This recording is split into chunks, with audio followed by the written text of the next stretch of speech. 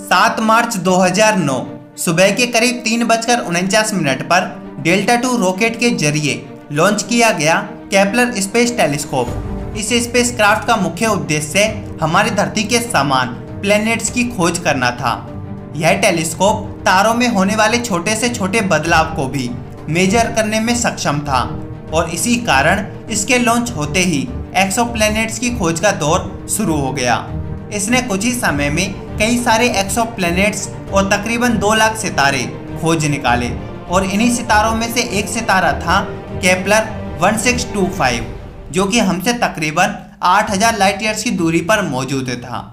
जब केपलर और हबल दोनों इस तारे की स्टडी कर रहे थे तब ट्रांजिट फोटोमेट्री के जरिए उन्होंने इस तारे के एक ग्रह को खोज निकाला जिसको नाम दिया गया केपलर 1625b।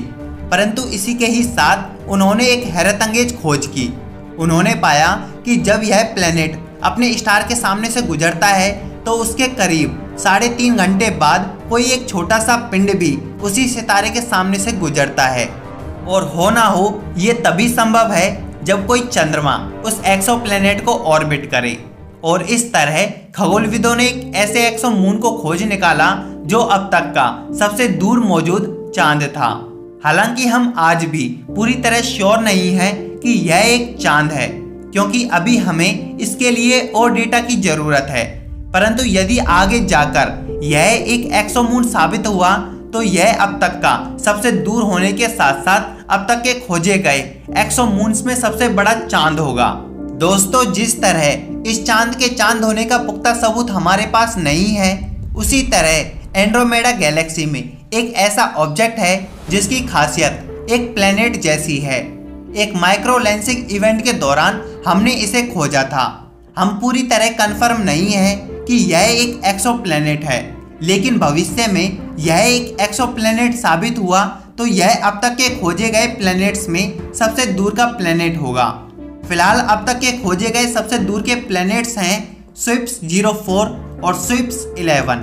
ये दोनों एक्सोप्लैनेट्स हमारी धरती से करीब 27,710 लाइट ईयर्स की दूरी पर सैगिटेरियस कॉन्स्टेलेशन में मौजूद एक सितारा जिसका नाम है स्विफ्ट J17 5902.67291153.5 को ऑर्बिट करते हुए पाए गए थे।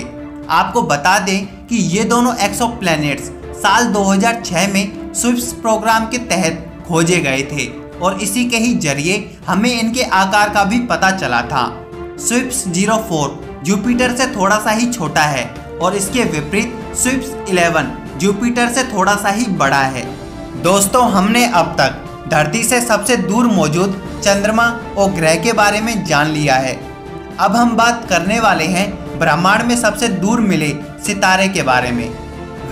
इस सितारे का नाम है इकायरस, जिसे मैक्स J1149 लेंस स्टार 1 के नाम से भी जाना जाता है। साल 2004 को खगोलविदों की एक टीम ने ऑलमोस्ट पॉसिबली सुपरनोवा इवेंट को होते हुए पाया, जिसे हमारी धरती से करीब 14.4 अरब प्रकाश वर्ष की दूरी पर देखा गया था। हालांकि इसकी हमारी धरती से दूरी है 934 करोड़ लाइट ईयर्स।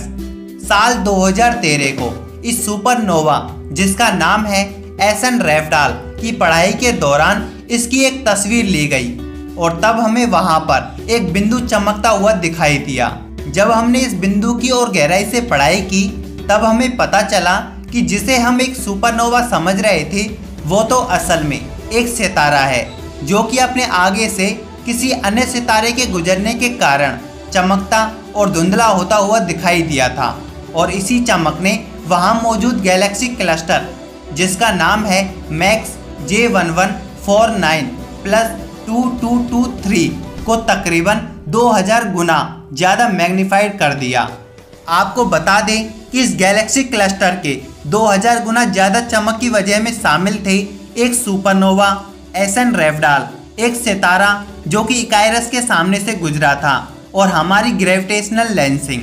यदि आप ग्रेविटेशनल लेंसिंग के बारे में नहीं जानते तो कोई बात नहीं, आसान शब्दों में मैं आपको बताऊं तो यह प्रक्रिया किसी भी ऑब्जेक्ट का प्रकाश जब किसी मैसिव ऑब्जेक्ट्स जैसे गैलेक्सी या कोई क्लस्टर के पास से गुजरता है तो इस मैसिव ऑब्जेक्ट की ग्रेविटी उसके प्रकाश को बेंड कर देती है, जिसके कारण पीछे का ऑब्जेक्ट से आने वाला प्रकाश हमें सिमटता हुआ दिखाई देता है।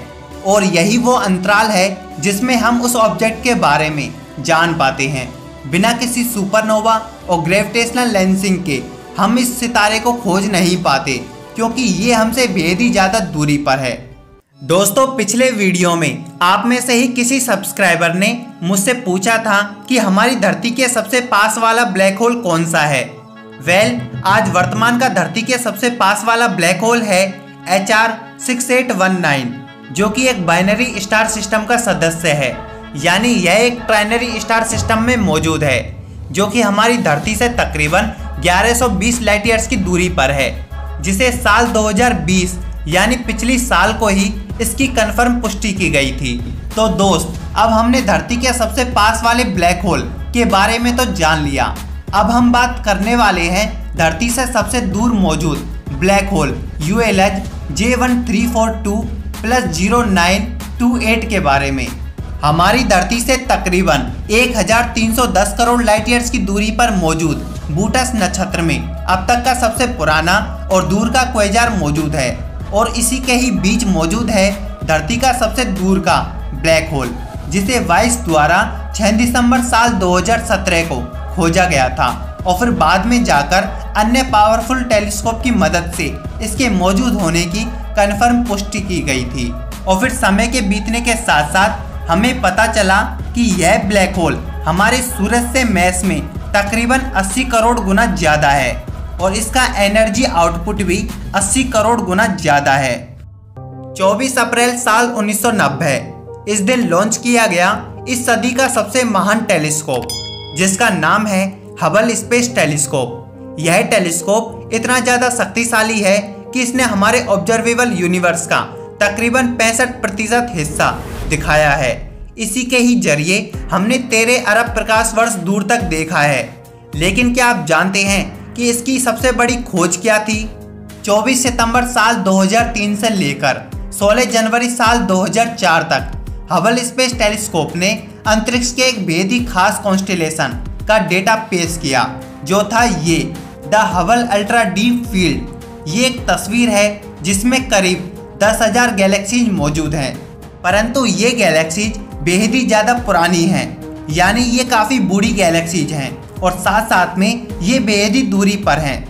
और फिर एस्ट्रोनॉमर्स की एक टीम ने इसी डीप फील्ड का हबल स्पेस टेलीस्कोप और स्विफ्टजेट टेलीस्कोप की मदद से इसका अध्ययन किया, और तब उन्हें मिली हमारे ऑब्जर्वेबल यूनिवर्स के छोर में बसी एक गैलेक्सी, जिसका नाम है GN-Z11, जो कि हमसे करीब 1340 करोड़ लाइट ईयर्स दूर मौजूद उर्सा मेजर नक्षत्र में मौजूद है।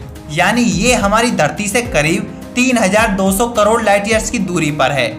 यानी सचमुच ये बेहद ही ज़्यादा दूर है। दोस्तों, यह गैलेक्सी साइज में हमारी मिल्की वे की तुलना में 25 गुना कम है, और मैस में यह केवल 1% रखती है ना बेहद अजीब। इसके अलावा यह गैलेक्सी हमारे बिग बैंग का भी एक छोटा सा प्रूफ भी है। जी हाँ, आपने सही सुना। यदि आप बिग बैंग के सबूत को अपनी आंखों से देखना और अपने कानों से सुनना चाहते हो तो इस वीडियो पर क्लिक कर दीजिए, और यदि आप हमें सपोर्ट करना चाहते हैं तो इस लोगो पर क्लिक कर हमें सब्सक्राइब कर दें। अब मैं मिलूंगा आपसे दूसरे वीडियो में। Thanks for watching.